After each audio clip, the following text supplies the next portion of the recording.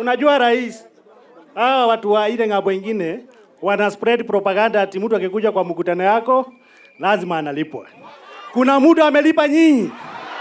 Si ni upendo ya rais? Si ni upendo ya rais? Rais, hao ni watu wako hawa.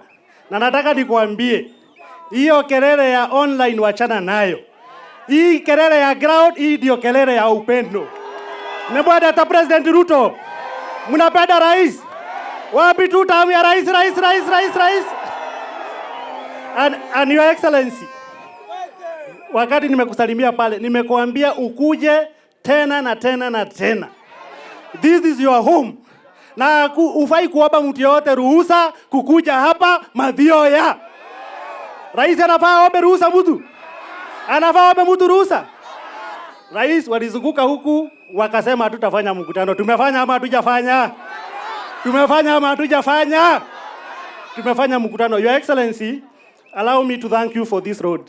Hii barabara ya kutoka hapa Kericho kwenda Kagumoini, kwenda Gituge Shoi ina connect two major towns za hii constituency yetu. Kiriaini town, mahali umeland, na Gituge town. Rais, hawa wananchi walikuwa wamenirequest.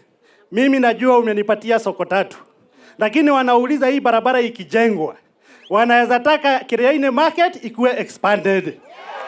No mwende soko ya Kiriaini haramio.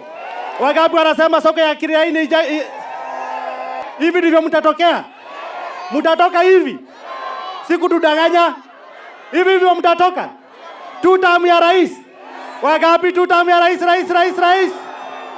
Haya, wangapi tutamu ya Profesa Kindiki? Wapi tutamu ya Dr. Edwin Mugoge Shoke? So President, usiuziwe na mtu uoga. Acha na mambo ya online. Watu wako ground and we are going to surprise you.